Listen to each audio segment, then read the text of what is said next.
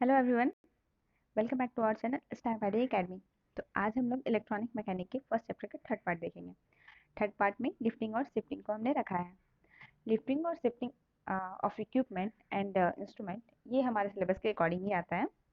तो किसी भी इक्विपमेंट और इंस्ट्रूमेंट को लिफ्टिंग और शिफ्ट करते समय हमेशा बहुत सारे सेफ्टी प्रिकॉशन को ध्यान में रखना चाहिए। अगर हम कोई भी गड़बड़ी करते हैं ना सामान को हटाने या कहीं पे भी शिफ्ट करने के दौरान, तो बहुत बड़ा एक्सीडेंट का कारण बन सकता है। फिगर देखिए, जैसे कि एक व्यक्ति है, इन्होंने बहुत सारे बॉक्सेस को कैरी किया, ठीक है। और ये बॉक्स जो है ना उनके फेस से ऊपर है, मतलब उन्हें आगे कुछ दिखाई तो दे नहीं रहा है। वो जाएंगे तो आगे किसी चीज से टकराए तो उनका एक्सीडेंट होना तो होना ही है। और अगर सामान अनबैलेंस हुआ ना तो भी ये गए। दूसरा, जैसे इस व्हीकल के द्वारा, मतलब दो व्यक्तियों के द्वारा सामान जो है उसको लिफ्ट किया जा रहा है और कहीं पे शिफ्ट किया जा रहा है। इसके बीच में अगर उन्होंने सही प्रिकॉशन नहीं लिया सामान को हटाने से लेकर के शिफ्ट करने तक का, या फिर सही बॉडी पोस्चर नहीं अपनाया ना, तो यहाँ भी घटना होना निश्चित है। हम देख लेते हैं इसके बाद कॉजेस ऑफ इंजरी, चोट लगने के कारण। क्या क्या हो सकते हैं चोट लगने के कारण? सबसे पहली बात कि कोई भी अगर हम भारी वस्तु उठा रहे हैं तो वहां पे चोट लगने का सबसे बड़ा कारण वहां बन सकता है अगर हम उस वस्तु को गलत तरीके से उठाएं तो। और इसके अलावा बहुत सारी कठिनाइयों का सामना भी करना पड़ता है हमें। फॉर एग्जाम्पल, जैसा कार्य सही ना होना, सामान की क्षति, वक्त की खपत ज्यादा। अगर आप किसी भी सामान को लिफ्ट कर रहे हैं, शिफ्ट कर रहे हैं और उसको सही तरीके से नहीं करेंगे तो आपका काम तो सही होगा ही नहीं। सामान में जो फोल्ड हुआ वो तो होना ही है, वो उसका क्षति हुआ वो अलग, उसको तो कोई बात ही नहीं है। और वक्त की ज़्यादा खपत, किसी भी चीज़ को अगर आप सही तरीके से नहीं कर रहे तो उसको करने में आपका टाइम ऑब्वियसली ज़्यादा लगेगा। सबसे इम्पोर्टेंट बात, आपकी जान भी जा सकती है। और इस चीज़ को हमेशा ध्यान में रखें, जान है तो जहान है। हम तीसरा पॉइंट देख लेते हैं, टाइप ऑफ इंजरी। ठीक है, इंजरी के कौन कौन से टाइप हो सकते हैं, कितने सारे टाइप होते हैं? मेनली तीन टाइप होता है, जिसको सिंपली भाषा में हम लोग समझ सकते हैं: कटना और खरोच लगना। किसी भी किनारे से अगर आप टकरा गए, लग गया, कट गया, खरोच लग गया। ठीक है। दूसरा, पैरों और हाथों का कुचल जाना। कोई भी भारी वस्तु उठा रहे हैं, आप ध्यान नहीं दिए, सही तरीके से नहीं उठाए, आपका पाँव उस भारी वस्तु के नीचे आया या हाथ आया, वस्तु गिरा और आपका हाथ कुचल गया। एंड तीसरा, जोड़ों तथा मांसपेशियों में तनाव।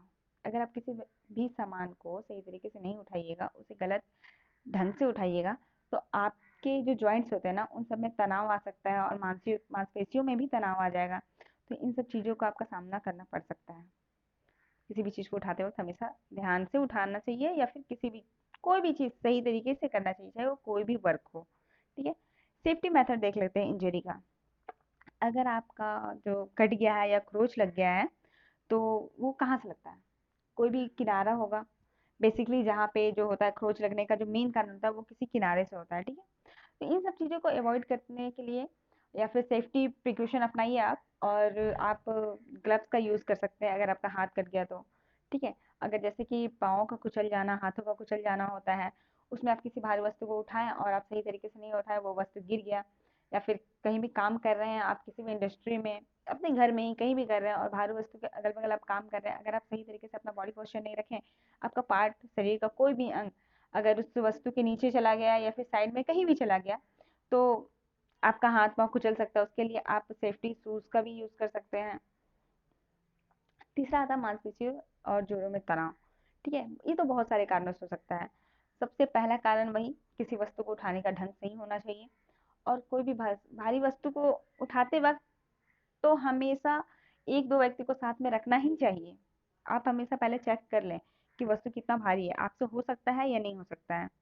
इसके लिए सबसे पहला मेन इंपॉर्टेंट पार्ट है कि आप अपना बॉडी पोस्चर जो है वो सही तरीके से रखें।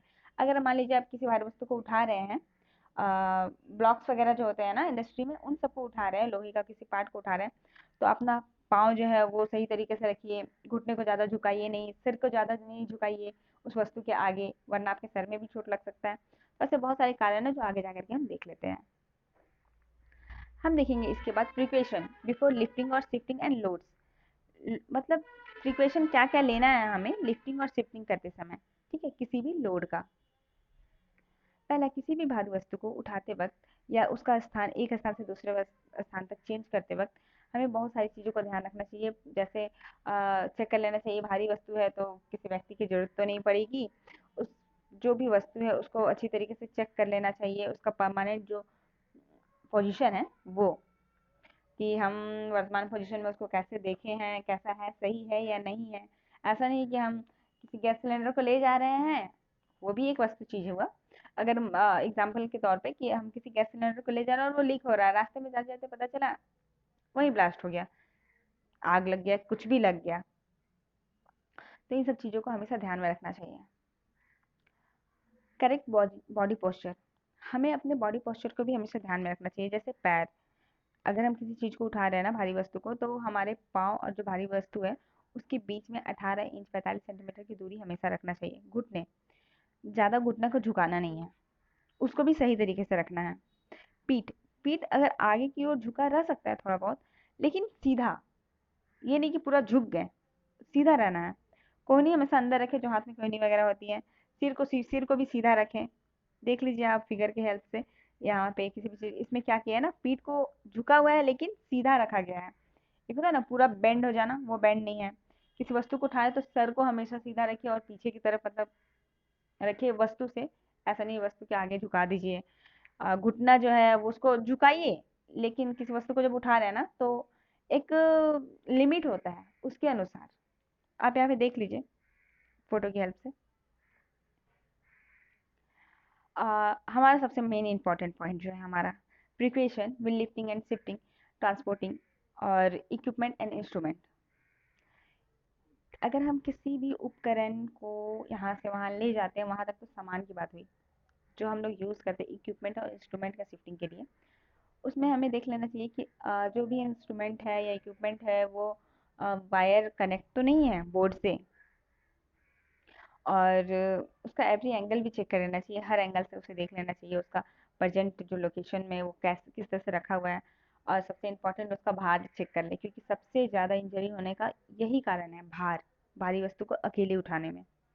Thank you for watching and मिलते हैं नेक्स्ट वीडियो।